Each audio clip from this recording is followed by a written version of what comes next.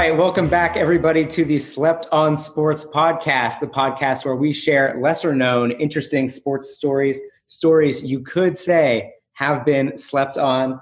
I have a very special guest with me today. We have Hannah Lichtenstein. How are you doing, Hannah? I'm doing fantastic. It's such an honor to come on the pod. Thanks so much for being here. I'm Connor Groel as always, and in the peanut gallery today, we have the world's oldest 28-year-old Mike Tyrrell.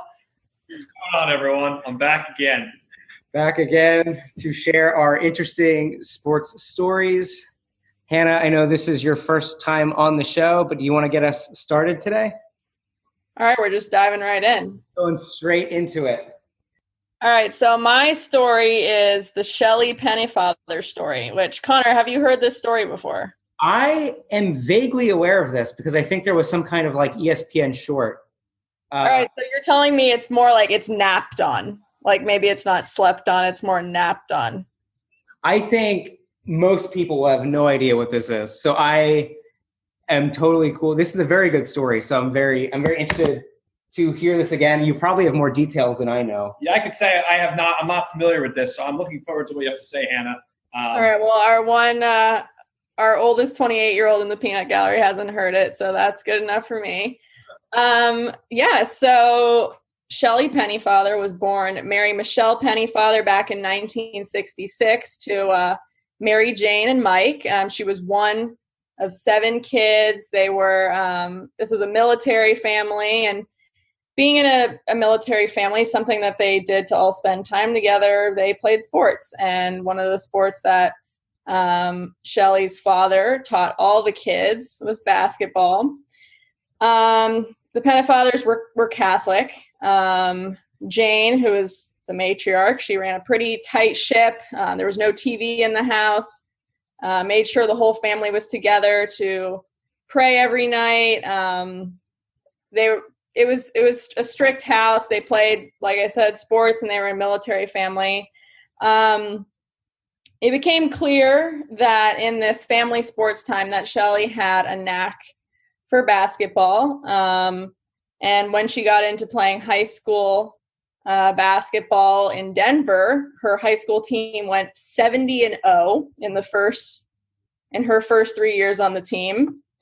They won 3 state championships, and then her family transferred to Utica, New York, and the dominance continued at Notre Dame High School, where her team went 26-0. So Shelly Pennefather was a legend on the rise already. And also important fact to throw in here, she grew to be 6'1". Pretty tall for a young woman. Let's put it that way. Yes. Unsurprisingly, with that high school record, she was recruited by colleges around the country. She ended up committing to Villanova, which obviously has a strong Catholic background, kind of tying back into her childhood. And at Nova, she went on to win pretty much everything you can win there. Big East Player of the Year 3 times. She was an All-American. She won the Wade Trophy, which is pretty much given to the best women's basketball player in the NCAA.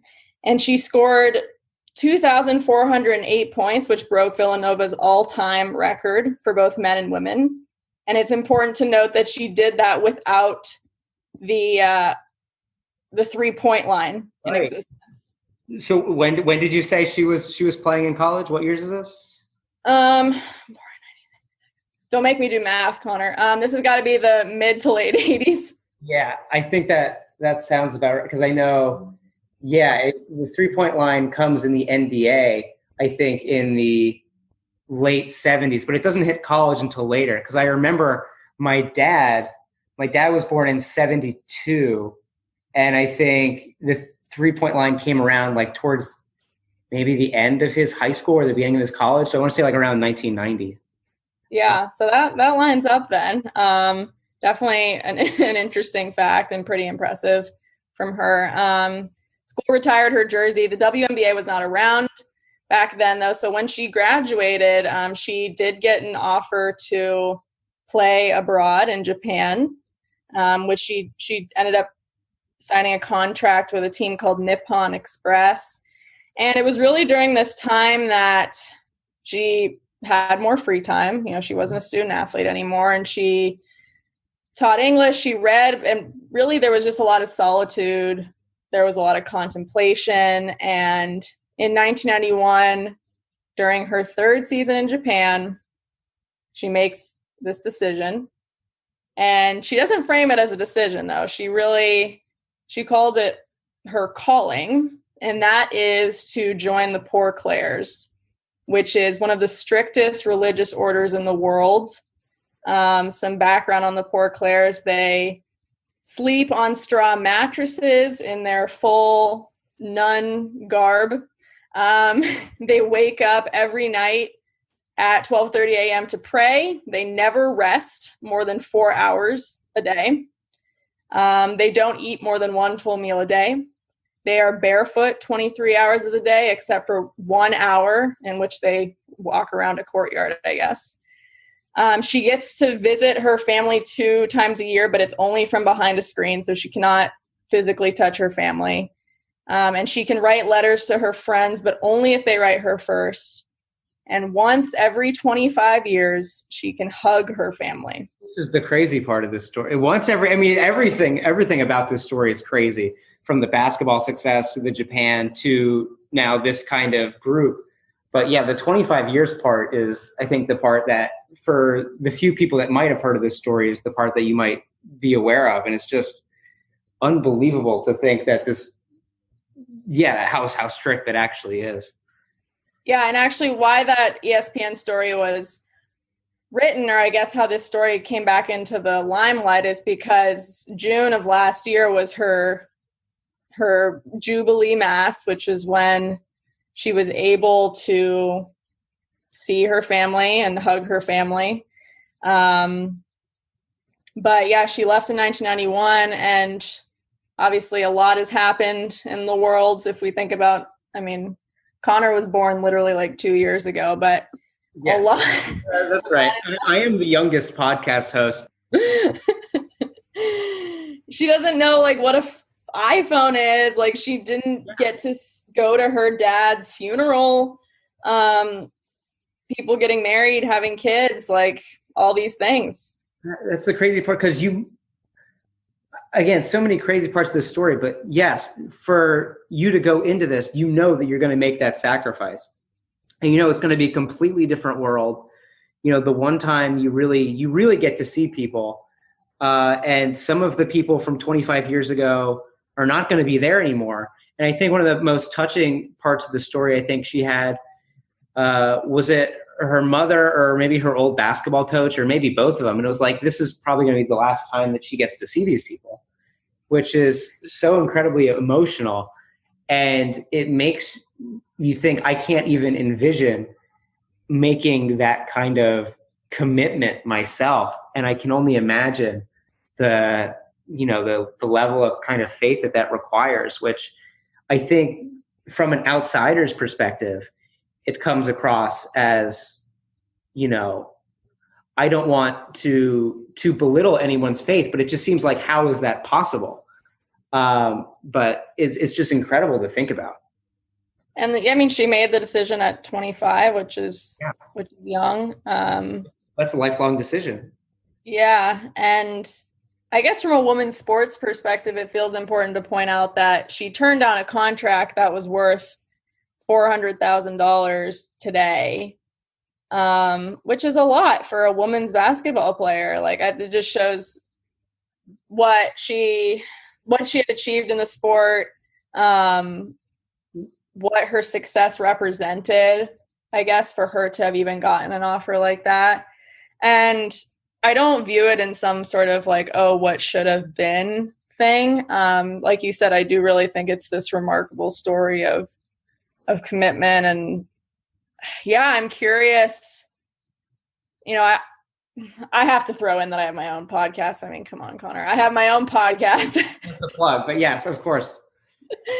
I have my own podcast, and something we talk about on my show with retired athletes is all the things from sport that have maybe transferred over into your post-sport life. And I'm curious, what qualities of her basketball life or of being a lifelong athlete maybe helped her in the nun transition. You know, like I'm not trying to compare monastic life to athlete life, but this concept of like dedication and commitment is not unfamiliar to athletes, I feel like. And I would, if I could sit down with Shelly Pennefather, that might be one of the questions I'd ask.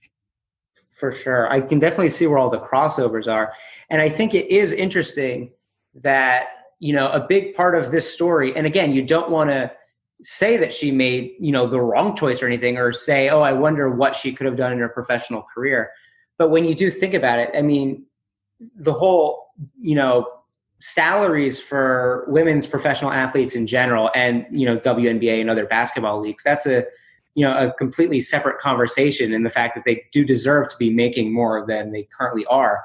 But to think that someone would be making, you know, the equivalent of $400,000, you know, back, you know, almost 30 years ago at this point, before the WNBA doesn't even exist 30 years ago, which is probably a big part of the reason why she did go to Japan. And to think how someone could be that successful for their entire career and then just decide to give it up is pretty crazy. And it's just, again, I think there are a lot of words you can use to kind of describe this story. It's, you know, remarkable.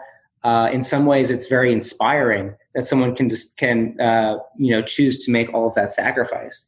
But there is this entire angle of just, yeah, the basketball player. Because I think, I mean, the average span of the career of a professional athlete is not very long for the vast majority of professional athletes. So usually, you know, people try to get in there for a couple years, but they always have kind of a plan B or something. But you rarely see the truly great professional athletes, you know, the people that, if you could say, have, you know, the ability to choose to end their career early rather than it kind of being chosen for them, to kind of make that route, to make that decision to kind of change paths like that. So it is really incredible to think about. This is not, you know, someone who was pretty good in high school and had a solid college career, but then decided that they found a different calling. This is someone that, you know, I think we would still say is one of truly the greats in women's basketball. Yeah. And I mean, the way that she left her sport, and like you said, it was on her own terms, to use a word from her world. Like she kind of kept her basketball career sacred and her basketball legacy sacred. Yeah. So Shelly Pennefather, quite the woman. Hannah, how did you come across this story? Because, like I said, we've never heard of it before, and I don't know if the average sports fan is aware of it. So what drove you to learn about this? My dad sent me the ESPN article, which again was like this really special feature because of this jubilee and this anniversary of everything. And I guess from our sports journalism standpoint, the kind of writing that is, maybe we can link it in the episode, the ESPN article, but it's really, I just love that kind of sports writing where it's obviously beyond what transpires in the court, but it's just the prose and just the poetry of it all. So I think it did kind of make the rounds on the internet, right, because of this Jubilee Mass. But had it not been for that, I really do think it would have been very much slept on, very, very much in a deep sleep. Yeah, for sure. And I think even when the story was coming out, because I don't want to make it seem like I'm this, oh, I know all these sports stories. This was something I was not even aware of either. I think it was just on my television and it just happened to like appear, you know? And this was something I know for sure that I had never heard of and I'd never thought of. And I think this is such an interesting story. It's such a different kind of story. But there are so many, you know, lessons we can kind of take from it. And I'm happy that we get the chance to kind of talk about this.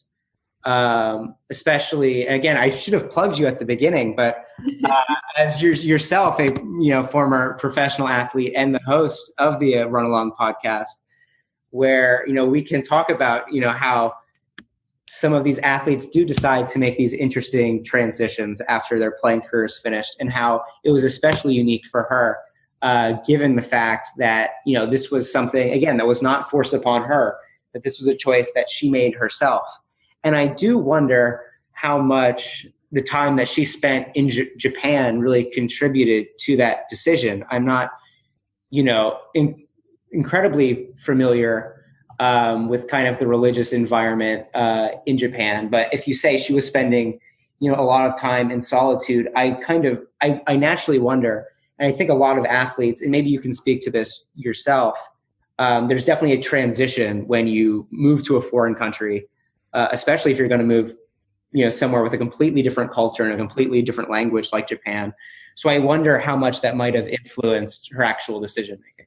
Yeah, absolutely. I mean, there's so much that I don't relate to in this story, from being an all-time scorer at Villanova to obviously the nun part. But when I tell people that I played in Sweden, they automatically think that there was like this intensifying of soccer, that, I went from, the workouts and everything of being a student athlete to the all-consuming nature of living in Sweden and playing, semi-professionally. But really, I could relate to what Pennefather was talking about with all her downtime, because being a student athlete honestly takes up the most time. I mean, you're going to classes and all these things. So I could definitely see that time in Japan being what did it with that free time, with that new window to kind of figure out what's next for me. And back to like the uniqueness of the story, I do think it's just as a human interest story, right? Like, it's so not relatable. Right. In so many ways. And yet it's something that everyone finds fascinating, which is, I think, a really interesting like spot to hit. Yeah, because it is so far outside of the realms of what we normally think about. So I think you can be in awe of the story and have a great appreciation for it. Where at the same time, I know the first time I was listening to this, I spent the whole time just trying to like figure out how a person can do that. Which is it's just so interesting to, again, you kind of see, and I think that 25th anniversary kind of celebration was so moving.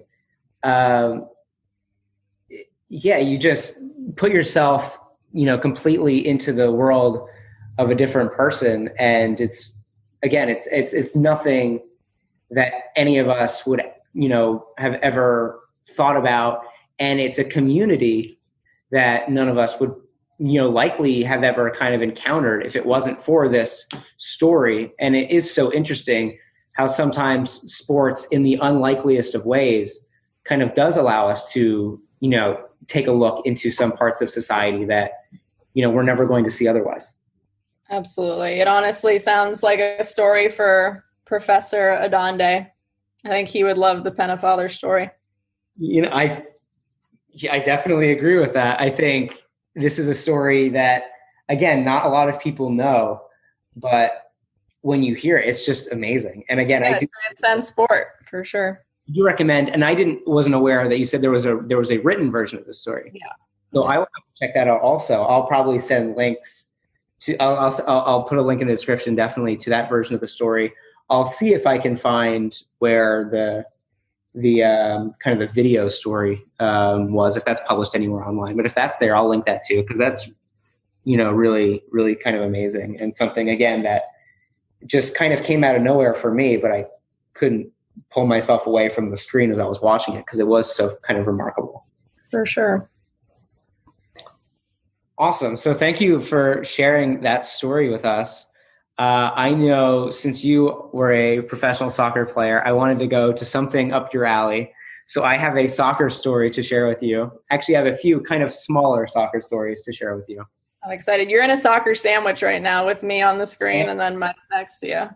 That's right. You're going to have to step up to the plate, Connor, because that's the wrong sport analogy. You got to step up to the penalties. I don't know. But go for it. Yeah. So I want to talk about a few different kind of teams here. This is going to be some slept on sports minis. Something I find very interesting is how sometimes the strength of a team's offense or defense doesn't necessarily correlate with how good the team actually is. So sometimes you have these teams that have historic defenses that don't end up being that good. I spent the first episode of this podcast, I was talking about the 1977 Atlanta Falcons, who were an NFL team that had arguably the greatest defense of the Super Bowl era. They allowed the fewest amount of points per game in the Super Bowl era, but they were a team that missed the playoffs. And we can already see this year, the Buffalo Bills are currently 6-2, but despite that record, they actually have a point differential of -1. So they've allowed one more point than they've scored, which means they're a team that, is winning a lot of close games, but when they lose, it's usually not that pretty. And then we also have a team like the Chargers, who are 2-5, but they have a better point differential than the Browns, who are 5-3. So it's very interesting how sometimes you have these teams that, again, their record might not necessarily be the best judge of how good they actually are. So with that kind of preface, I want to head into the world of soccer for 3 teams that kind of show how the goals a team does or does not score does not necessarily reflect how they will ultimately finish in their league season. You can also say football here, and the people will respect you. I want to dive into the world of football. I have to clarify, I was speaking about American football for the last few minutes. But now I am heading into the realm of the real ? Football? I don't know. Footy. I don't know. Hannah, how much of a stickler are you for this football debate? I honestly, no, we got to call it soccer. Okay. When I was abroad and I used to, because I was abroad, I was trying to use the language of abroad and I'd say, oh, I'm here playing football. But then they knew I was American. And when an American says football, they were like, you're playing tackle. Yeah. So did people actually think you were like this American? Yeah, like female football. I don't know. American football stud. Well, let's hear it. Let's hear the about soccer. We're gonna talk. I mean, I think if I'm going to mention both versions of football, I might as well just call this one soccer. But I don't really care, and I think people that make a big deal about it are kind of ridiculous. But the first team I want to talk about comes from Brazil. I want to talk about Curitiba. And thank you, side note, for my friend Luis Berardi for helping me with the pronunciation of that. But a Brazilian team who in 1985 in the Brazilian Serie A, they won the league championship despite the fact that they finished with a negative goal differential. So they allowed more goals than they scored, and they won the championship. So, wow. Yes. So apparently this has happened where a team allows more goals than they've scored, and yet they've won their league championship. Apparently it's happened about at least 6 times actually from around the world. But many of these leagues, are in very small countries or they only played, very short seasons. So I wanted to talk about Curitiba specifically because, this is Brazil. This is one of soccer's kind of, main places. And I think it is amazing to talk about how this has happened. So for starters, they play throughout the course of the season, they play 29 games in which they score just 25 goals and they allow 27. So this is a very strong defensive team, but a very poor offensive team. Now, the way that they actually get to winning the championship is very strange, and it comes from the strangeness of the way Brazil was structuring their league at this point in time. And this is very weird. And with the other teams that have lost or have conceded more than they've scored and won championships. There's usually some kind of similarly very strange format that has allowed it to happen. But basically, this year in Brazil, there were 42 teams that were a part of this, league championship. So, which, first of all, 42 is an absurdly high number. So to kind of sort through all these 42 teams, they got divided into 4 groups, either 10 or 11 teams. So essentially, this ends up turning into like one very long, kind of interesting tournament. And it's more kind of akin to the way a lot of regions figure out how to qualify for the World Cup than anything else. But basically, so you have these 42 teams, and they're broken into 4 groups. So these 4 groups, they each play a season. And throughout the season, they'll determine 4 teams to send to the next round of the tournament, or of the league, basically. So they're going to get down from 42 to 16. So they're going to have all these 4 groups. They're going to play amongst each other, and they're going to each send their top four teams. But even that's, a somewhat understandable, but it's very strange. It gets even a bit stranger than that. They actually divide this kind of season into like 2 smaller seasons. So they play, the way it works, so for Curitiba's group of 10 teams, is they play 10 games, and then the winner, the team that finishes in first place in those 10 games is going to get sent to the next kind of round. And then they play another 10 games, 10 kind of group games, and then the first place team in that will also automatically qualify. And then the next 2 teams with the highest point total across both of these 10-game mini seasons also advance. So it allows the team in the first half of the season, someone can clinch automatically in the second half, and then essentially 2 wild cards. So how this works in practice with Curitiba is in their first mini season of 10 games, they end up winning their kind of league.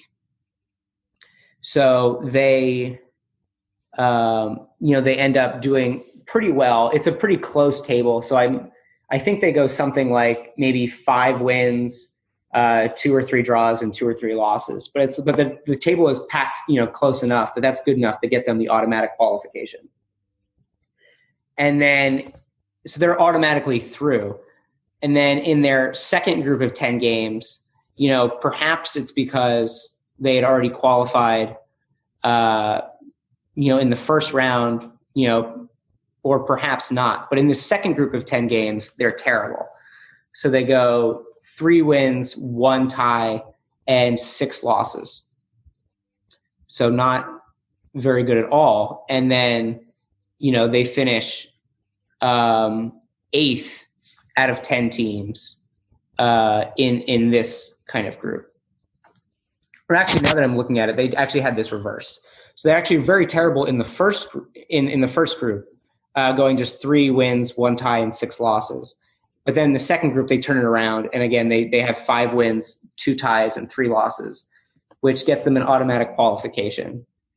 So if you were to put these 10 and 10 games together, take the 20-game season as it would have been, they would have actually just finished 7th out of their 10 teams in the overall table.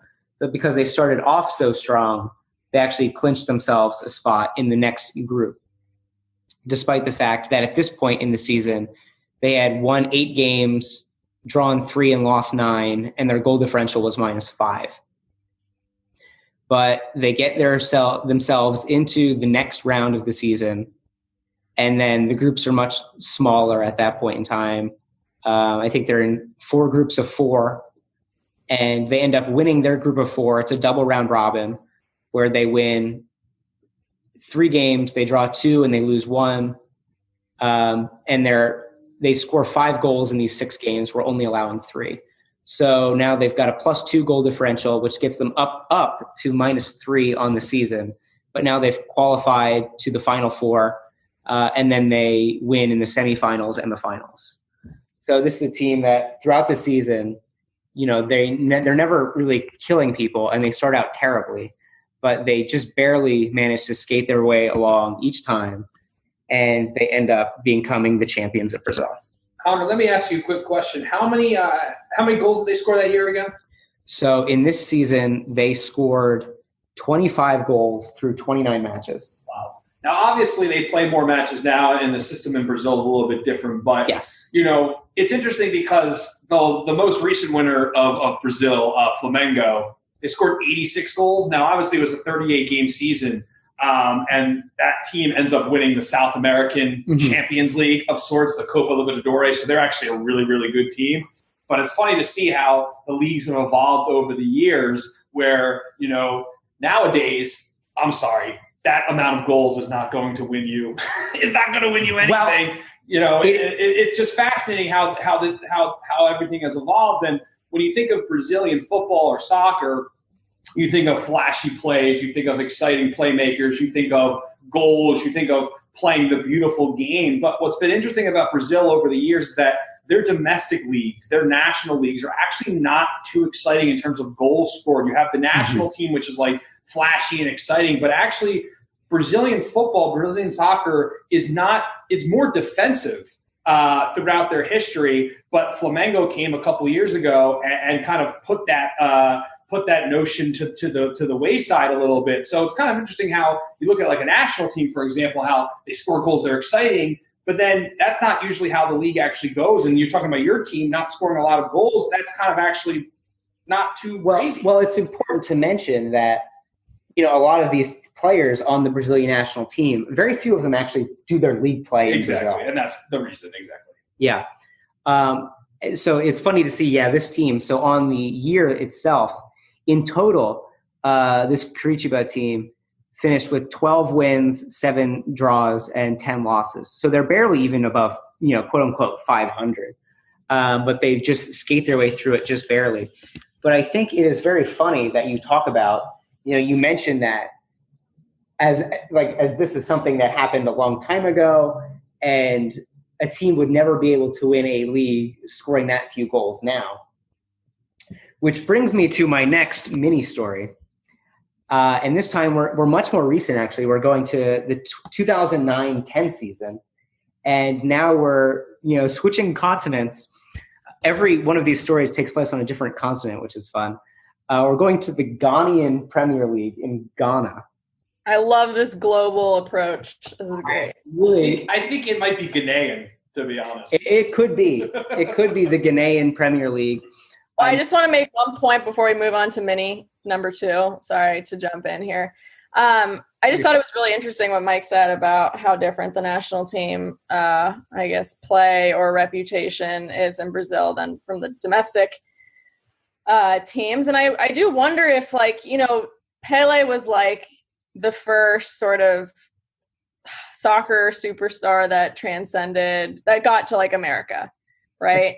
And I feel like, and he's a global athlete celebrity, and his style of play was the flashy goal scoring, what we come to know as like Brazilian samba soccer. And I just wonder, like, the people that are picking the Brazilian national teams, do they know that they have this reputation, and then maybe they have this desire to keep upholding it, because it's something that is like so important to people. I feel like when you see the yellow and green jersey, you're expecting a certain kind of soccer to be played. And I just wonder, like, psychologically, how does that influence the people actually making decisions for Brazil's national team? I think part of it, also what Connor said, was that most of those players that are playing on the Brazilian national team, most of them are playing in Europe, where the philosophy is different and the pace is different. But I mean, it's a good point. This identity, this culture of Brazil is playing this style that's exciting. Like Brazil, the way they play, they would rather win. They would rather lose beautifully than win ugly. And so that's kind of the identity that's in that national team. But these club teams don't always have it. And the Flamengo team, one of the best teams in recent history, scoring 86 goals, winning all these competitions, was coached by a European, coached by a Portuguese manager. which is kind of interesting. And South American teams in general are very hesitant, especially Brazil, very hesitant to hire managers from other countries. Their belief is we know the best, and we're going to only hire Brazilian coaches. So the fact that a Portuguese manager, and obviously Brazil and Portugal have a long history. Brazil was a colony of Portugal, but the fact that they were bringing in a foreign manager was seen as a very, suspicious and alien identity. And the fact that he has Flamengo's greatest season ever, which is a massive club right in the heart of Brazil, right in Rio de Janeiro, that is a interesting component where now Brazil's thinking and looking at and that manager has now left and gone back to Portugal. But it's now interesting to say, maybe we could do this in the future. Maybe we can, import some coaches from Europe and not just stick to the values that we have here. And you even look at America where, there's a big conflict right now in this country about, how many players on our national team should be playing in Europe. Only a few years ago when Jurgen Klinsmann was manager of the national team, he advocated for that very opportunity. He said we need more players to be playing overseas in Europe. And a lot of people, there was massive backlash to that, saying, wait a second now, like we want Americans to be playing in the MLS. How is this league going to grow if you don't have them playing here? But Jurgen Klinsmann said, look, those are where the leagues are right now. We need experience playing against the top. And now we see some of the best American national team players playing in Europe, and yet there doesn't seem to be as much backlash anymore. So I think it just depends on the country, depends on the atmosphere. But you're absolutely right. It's so fascinating how Brazil is considered to be, the country where, they play the most beautiful football, the most beautiful soccer, and yet watching domestic Brazilian soccer is not the most beautiful thing in the world. Yeah. Yeah, I think that is very interesting. And I think as now have kind of now made it my mission to call back all of our other episodes of the podcast is, we were talking with Jake Bermonde, kind of last week about the MLS growing. And so would you say it's fair that you think a better strategy would be to gain experience with our young players in Europe so that we could potentially do very well in the World Cup that the United States hosts, and then use that as a springboard for the young talent to kind of develop the MLS that way? 100%. You got to play in Europe. If you think the MLS can grow other ways besides having the best players play here, good players come and play in the MLS. Like, it is not a league. The mentality is, I know this is a little off topic, but the mentality is the MLS is just a league where old European players come and retire and just cash a check. And yes, there are the David Beckhams, there are the Zlatans, there are the David Villas, there are the Andrea Pirlos that come and play in the MLS and make that money. But this is a good league. It's a better league than it used to be. It has young, exciting talent, especially from Latin America. There are a lot of Latin American players that are playing for their national teams, and they're starting for their national teams, and they're playing in the MLS. But I do think that if you have the opportunity to go to Europe, you should go there for an American player and then grow from there. But that's the thing. Like, we're going to talk about the Ghanaian national, the Ghanaian Premier League, National League in a couple minutes here. Not many people have heard of that before. Ghana is a very good national team. They have a very good history. They're quite good. But I would go to beckon that many of those players, and I know for a fact many of those stars on those great Ghana teams did not play in this league. They went to Europe instead. Right. And that's a fascinating situation. Europe is where all the best leagues are. Europe is where all the best soccer is. But how can you keep your national federation? How can you keep your national leagues going strong? Because ultimately that's what's going to grow the sport and keep it going in your country. Yeah. So as we kind of segue that into the story about the Ghanaian Premier League, this is a team, I believe they're called the Adwana Stars. And again, with any of these pronunciations, I might be getting them slightly wrong, so I apologize in advance. But this is a team that we were talking about how crazy it was that Curitiba only scored 25 goals in 29 games. This is a team that in 30 games in their league season, they scored 19 goals. 19. That is only, just over 0.6 goals per game, and they are league champions. You just do that math on screen like Steve. Over 30, Stephen Hawking kind of situation. Yeah. Oh, what's this guy that's been in the election? Kornacki, Steve Kornacki. Oh, yeah. So we have If you want, I can go further for you. That is going to be 0.63333333333 goals per game. I'm impressed. All right, continue. Sorry. Yeah. So this is a team that pretty miraculously, they win the championship. They scored just 19 goals in 30 games. First of all, them scoring 19 goals was the fewest in their league. The next fewest team, the next worst, I guess you would say, offensive team scored 26 goals. And they concede just 10 goals in 30 games in the entire season, which is pretty unbelievable. I think, definitely an anomaly. But they only allowed 10 goals, which is only half of the goals of the next best defensive team. The next best defensive team conceded 20 goals. So this is a team in 30 games, they score 19 and they concede 10. And they're winning a ton of 1-0 games. And so somehow, through scoring just 19 goals, they managed to win 15 of their 30 games. So they win 15 games, they draw 8, they lose 7. They finish with 53 points, which puts them tied for first at the top of the league table. And then they go into a championship playoff against this other team called Ashanti Gold FC, and then they win. So then they end up champions.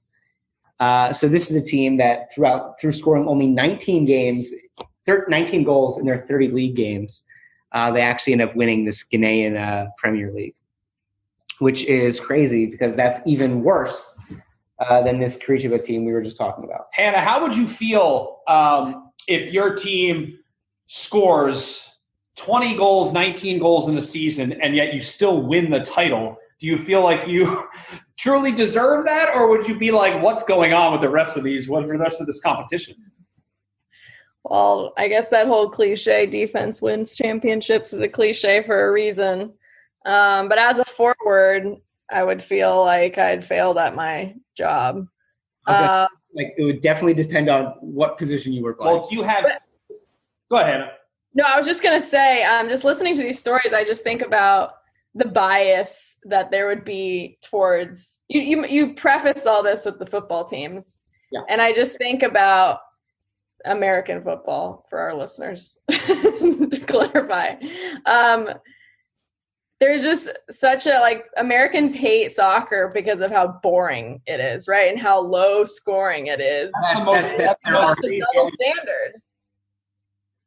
But that is what a lot of people say. You're saying that's what your dad says. Well, yeah, my dad's famous thing is every time I have soccer on, he goes, oh, what's it going to end 0-0? First of all, it's 0-0. But anyway, just about a month ago, we had in one day, we had a 6-1 game in the Premier League, Spurs beating Manchester United 6-1. We had Aston Villa beating Liverpool 7-2. We had my team, Bayern Munich, beating Hertha Berlin 4-3. I mean, goals are scored. And I think we saw Ajax put 13 on someone. Ajax scored, yeah, but that was an embarrassment. But I think one of the reasons why many Americans think soccer doesn't see a lot of goals is because they more than not are watching international games because they're watching the World Cup. And by nature, the World Cup is more low scoring than domestic leagues because a lot of the teams in the World Cup are not, both men's and women's are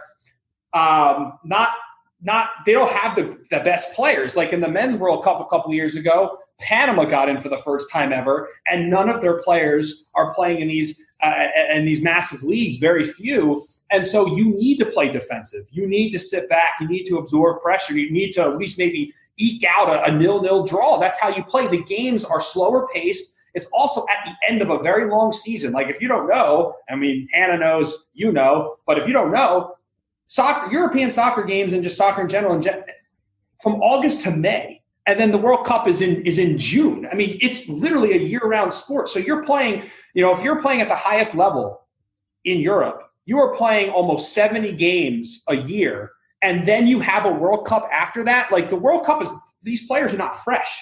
They're not playing at their highest level because they're already exhausted after this long season. They've had maybe a 1 or 2 week break. So already the players are playing a little bit lower than they should be. A lot of teams are not good internationally, so they're playing more defensive. So I think a lot of Americans, when they watch, I know a lot of people that only watch soccer, once or twice a year, the men's and women's World Cup. And obviously a lot of them like the Women's World Cup better because the U.S. is better, significantly better. And it's much more exciting to watch because our team is potentially going to win the World Cup every single time. But, if you watch games, you're going to say, why is it so low scoring? And there's a reason for that. And it's that international football in general is slower paced than domestic football. But I keep saying, watch the Bundesliga, watch the Premier League, watch Serie A every week, and you're going to see goals. But the problem is, if people go 20 minutes and they don't see a goal, they lose interest automatically. Meanwhile, you're watching baseball where it takes 35 minutes to throw one pitch. How is that any different? Also, soccer lasts 2 hours. A lot of these, Big 12 football game lasts 17 straight hours if Texas plays Oklahoma and neither team can make a field goal. So it just depends on the situation. I think it's a lazy argument when you say it's boring because you're just using rhetoric from 1975. Back from your glory days. From my glory days when I was a young lad trying to make my way in the world during the. I also wonder how much of the boring term comes from. I mean, do you guys feel like soccer is the sport with the most frequent, highest acceptability of a tie? Like you can tie in football, but it doesn't happen a whole lot. Soccer, you tie a lot. Like there were 2 ties in the English Women's League today. And I feel like the fact that there's so many ties and that's such a frequent outcome in soccer also contributes to this boring idea. I think that's just the culture of this country. This country doesn't do ties. America doesn't lose unless it's the Vietnam War or the Iraq War. But you see, Mike was a history teacher. If it hasn't already been said on the show, some would argue that we didn't lose the Vietnam War, but I'll say we did. I think history shows that. But I think we're a country. They always said a tie. You don't want a tie. That's just not something that is American almost. But then you watch these games in England, for example, and you have like a 2-2 tie, and people say it's a great result. Good job. But people here, they're just conditioned to believe that a tie is unacceptable, when in reality, it might actually be a good thing. You have 2 great teams playing each other, and it's a back-and-forth match. That's the way it is. So I think the culture is just so important. But I was saying this in our previous pod with Jake, is that soccer is so accessible now to so many people compared to 10 years ago. ESPN Plus is a godsend. There are so many leagues available. The NWSL was being broadcasted on CBS this year and CBS Sports Network. I mean, that is huge. I mean, when would you ever be able to see that before? The Women's Champions League was on CBS All Access, along with the Men's Champions League. So you could have watched Lyon, the women's team, dominate again and win another Champions League where you could have never seen that before. Soccer is so accessible now. And I made this prediction earlier where I think in maybe 35 years from now, roughly, I don't know why 35, but 30 or so years from now. Well, 30 would be far too quick. Yeah. And 40, I think that's not giving us enough credit. 36.5 years from now, I could see soccer taking over from baseball. I think those two can split. I really do believe that because the younger generation is playing soccer and watching soccer more than ever before. This World Cup that's coming in about 6 years here in the U.S. is going to be a massive event. I can't state that enough. And I just think that as the women's team continues to just dominate and keep winning and the NWSL continues to grow, I think this is going to become a massive future for this country. I'm optimistic for it, but it just depends on how we do, how we approach it. Yeah. I want to rapid fire a few things, and then I'm going to get to my final story. First off, who's to say if the NFL is around in 36.5 years? I've always thought that as well, but I don't want to upset our 20 listeners. Fair enough.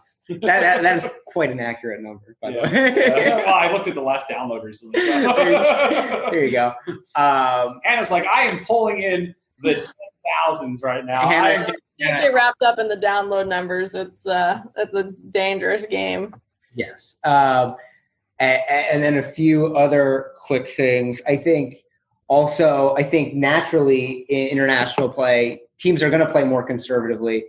Because the stakes are so much higher, especially if you're in like a World Cup group stage, you have like 3 games to, you're gonna. You have a whole country that, countries like succeed or suffer based on, you're talking about Latin America too, like there are baby booms, like the populations could be at stake here with how you do in a World Cup. So yeah, it makes sense to play conservatively. You are not meant to rapid fire, Connor. We keep interrupting you with our annoying grandpa and grandma isms. And I've forgotten my third rapid fire point. I'll go straight into my. It's 8:25, Hannah. It's almost time for bed, I think. I know.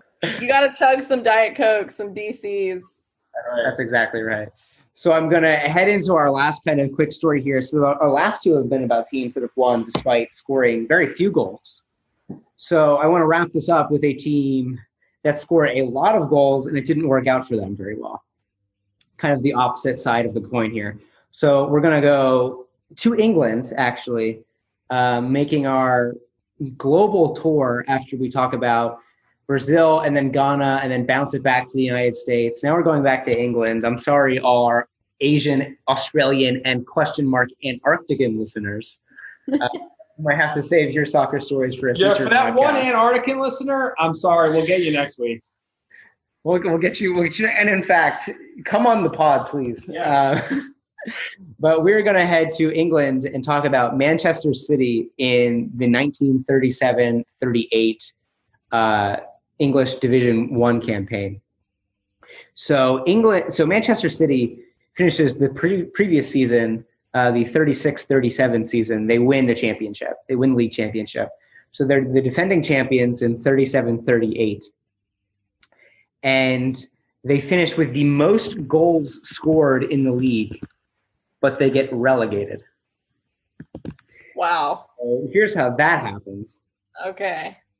They score this. So this is a 22-team league. So they're round robining 21 teams for 42 games. In 42 games, they score 80 goals, which is tops in the league, and they concede 77. So their goal differential is even still positive. 42 goals in 80 games. That means 80 goals in 42 games. So you want me to math this? Yeah, come on, Kornacki Jr. Roughly 1.9.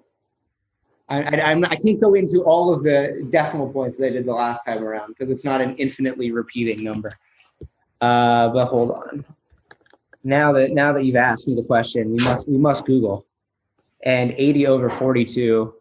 So that's going to be 1.904 goals. That was pretty good from you. Well, if you want me to talk about it. So they came up, 2 goals per game would have been 84. So they came 4 short of that. So 4 over 42 is basically 0.1. So, about 1.9. This is too much math for me right now. About now. 1.9.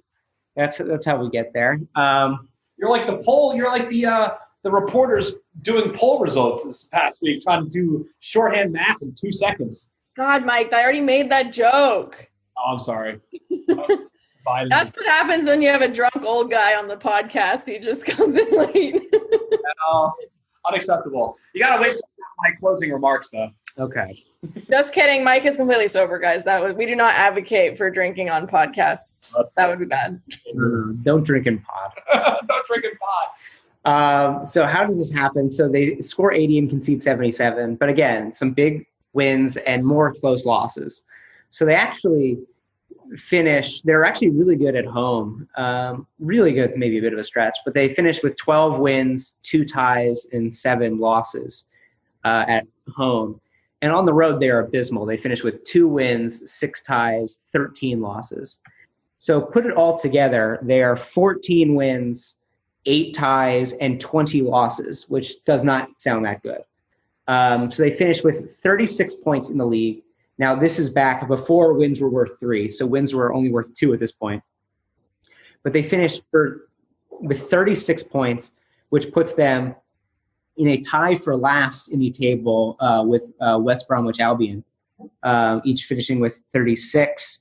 But everyone in the entire league finished between 52 and 36 points. So it was an extremely tight league that year, even accounting for the fact that wins were only, worth 2. It was still, if you think about that, that is less than a half a point per game between the entire league. So Manchester City, I mean, that's pretty much the whole story for you. They lead the league in goals, but they are one of the worst defenses, and they, have some blowouts and they lose a lot of close ones. And they end up getting relegated as champions, even when they score the most goals. Hannah, when you think about Manchester City today, what's the first thing that comes to mind?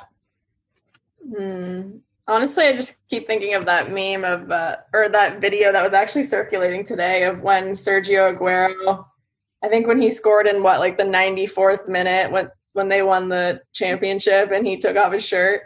And I know that was circulating on Twitter today because people put Biden's face. So that was just the first thing that popped into my head. But also, the club as a whole, say from 2008 until now, what do you think of essentially? They're essentially a club that is run by what? They're run by Saudi Arabians, right? And so that equals a lot of. That's a lot of money, yeah. I think we've seen all the good that can happen from really investing in soccer, but there's also this embarrassment of riches situation where it's just how many stars do you how many do you really? It's just greed. It feels like greed. This need to cherry pick from all the the countries in the world of who might be the next Ballon d'Or winners, and it just makes it kind of gross. No one really likes that team. No one's gonna like that team, no matter the sport, I feel like. And that's the thing with a lot of Manchester City supporters. I forget which one because I'm not from Britain, not from England, but one of the Oasis lead singers is a massive Man City fan, beyond massive. It's either Liam or Noel. Yeah, is it Liam or Noel? I know who they are. I honestly forget. One of them, he goes in the dressing room after every a lot of matches and everything. But a lot of Manchester City fans that were fans before they were taken over by the ownership that exists now. I know. Can we please fact check if it's actually Saudi Arabians? It might be UAE. It's UAB. It's not Saudi Arabia. Hold on. Is it the University of Alabama, Birmingham, or is it the United Arab Emirates? No, they're from the UAB. Yeah, they are. The UAE, Mike. Please, I can't get canceled already. You gotta. Yeah. So anyway, they're from the UAE. You're talking about fans that liked Manchester City before they took over. Before the ownership took over, before the oil got involved and the money now started coming in. And that's the thing. Manchester City was always known as this club that was the little brother of Manchester United. And always the argument is, what color is Manchester? Is it red or is it blue? And until Aguero, you mentioned Aguero scoring that famous goal in 2012 against QPR, which was I remember watching that live, and that was one of the most amazing sports moments I ever witnessed watching. They had not won a league title since 1968. They had been in the lower divisions as well. They had not always been in the top flight of English soccer, of English football. So a lot of people would always sympathize with Manchester City. Not anymore. They have, you're right, an embarrassment of riches. They have arguably the best manager in the world. Nobody really has time for them anymore. And it's just funny how,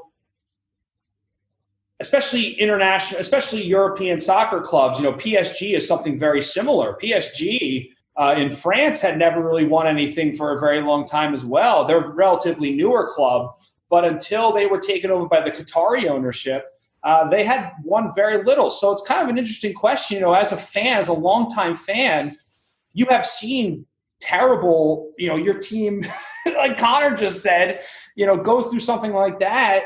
And now you have titles, you're winning left and right, but nobody likes you anymore because you have all this money. It's almost like it's even worth it. I'm going to be honest. I don't think the people that were fans in 1938 care much what's happening now. No, but the fans in 2000, the fans in 1992, the fans who had, English soccer is very different than American sports because you stay with that local club and you support them no matter what, and your father and your grandfather and your great-great-grandfather have an affiliation with that club. But not the great-grandfather. Not just your grandfather and the great-grandfather. We skip a generation. It was a generational gap. Generation. That's true. Okay, so we'll leave the great-grandfather out. But you know what I'm saying is like, you live in this, you weren't alive in 1937, but you have a history there, and, are you willing to just sacrifice those values and have a club that is entirely focused on just winning, and you can spend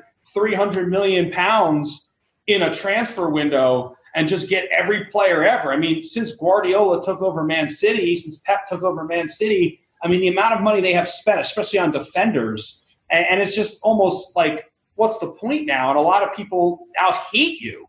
And so, you're winning trophies, but maybe you've lost that identity of the past. You've lost that lovable loser mentality that comes with that. So I don't know. It's an interesting balance. What do you think, Hannah? Well, I was just going to say, I feel like the Leicester win was made so much, like it was a cool story in general, but I think it was made so much more remarkable by the existence of Manchester City and what Manchester City had become, and the sort of like stark opposition and contrast between those two. And it's an amazing story, right? 5,000 to 1 odds to win that. Really slept on. Really slept on, right? No one's heard of Leicester City winning the Premier League before. No, but what I was going to say is after Leicester won, right? This is almost the sad, I don't want to say sad state, but it's the state of affairs we live in. Leicester wins the Premier League, 5,000 to 1 odds. No one's expecting it. And then all of the big clubs immediately say, we cannot have this happen again. And they start investing even more. And you look at the point totals, and I'm pretty sure these are going to be very close to accurate. But if not, I'll get them a Dill F. But the year after Leicester wins the Premier League, Chelsea wins the Premier League, and they have, I think, 93 points that season, which is one of the highest totals ever. The next season, Man City gets 100 points, which is still the highest ever. Yeah.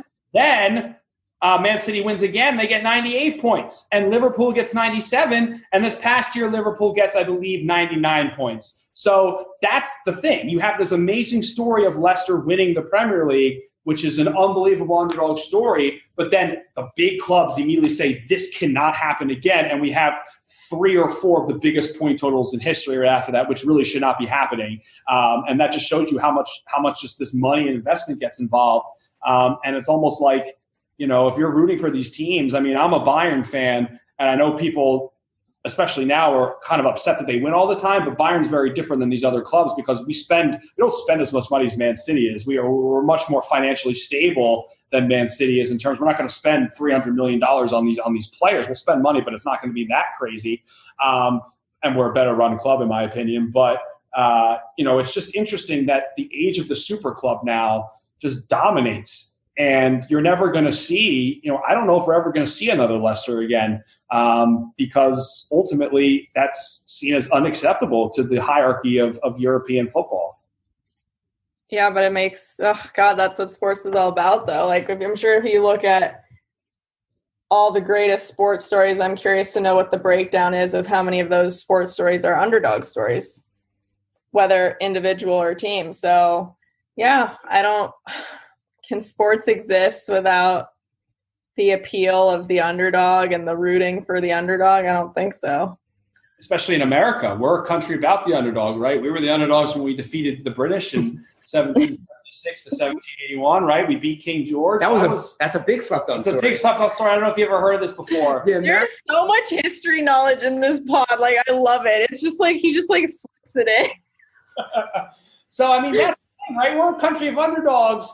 And, and that's the thing, right? I don't know if we would be able to tolerate an American. I mean, look at the Patriots. Unless you're from that area, as a country, we don't tolerate that because they keep winning. We want someone else, right? So I think the demise of the Patriots now is seen as a great thing. But in other countries, the Patriots might be viewed as something amazing. Like, look at this dominance, but not here because we don't have time for that. We don't want that. I'm curious it's in, like when that World Cup ends up being hosted in the U.S., like it's going to be on home soil. It's going to get probably more viewership than any men's World Cup by American eyes, I would assume. And we're going to be underdogs. Yep. Like, even though I mean, that's just not our reputation of being that great at men's soccer, and especially that embarrassment of not qualifying won't be too much of a distant memory. Still pretty recent. So I'm curious how we'll take that, like being the host and being underdogs. And we have so much youth coming up. We have so many great players that are playing in Europe right now. The key is definitely to qualify for Qatar and then build on that and then go. But I said this in the last pod, and this will be my prediction. And so for those of you that are listening now and you see 6 years from now, it's a little out there, but I think we're going to make the semifinals in 2026. I really do. Wow. You guys heard it. Mark it down. Mike Tyrrell at 8:42 Central Time on November 8th, 7th, right? 2020. I believe we're going to get to the semifinals if things go. You're going to have to get lucky, but I really believe if you can get that crowd, it depends on where the games are played too. Like, I think we have a massive advantage if we're playing in a Seattle versus a maybe a bigger arena. Like if it happens in Dallas or something like that, I just think that those big and those smaller environments benefit us. But I really do believe, I really do. Of course, the women's team may have won another World Cup in between, which I think is very possible. But I think that I'm telling you, I'm very optimistic about the future of the sport in this country, and I'm looking forward to seeing what happens. And hopefully, Hannah agrees with me on this. I do agree. I agree with most of what Mike does and says. I don't know what the most is. I'm a little nervous, but I'll take it. And I do want to make a major announcement now that if the United States does make the World Cup semifinals in 2026, and someone listening now sends me a link to this podcast 6 years from now, I will send you $20. Yes, that's going to really. I will. So the stakes are big. Share this episode with your friends to make sure they can all get on this $20 action. Well, Hannah, maybe we'll be covering it. You never know. Oh my God, that'd be the dream. Yeah, it's not that. I mean, hey, starting up now. I mean, that's 6 years from now. There's a lot that can happen in 6 years. I think you could do it. So now that we have talked about the stories of Shelly Pennefather and all these crazy soccer teams, that we are getting to our end. Hannah, why don't you plug yourself and the Slept On, or not the Slept On Sports podcast, the Run Along podcast. Tell all of our 20, maybe 25 listeners where they can follow you and hear the podcast. Run Along podcast on Instagram and Twitter and pretty much wherever you listen to podcasts. So make sure you subscribe to both Run Along and Slept On Sports, everybody.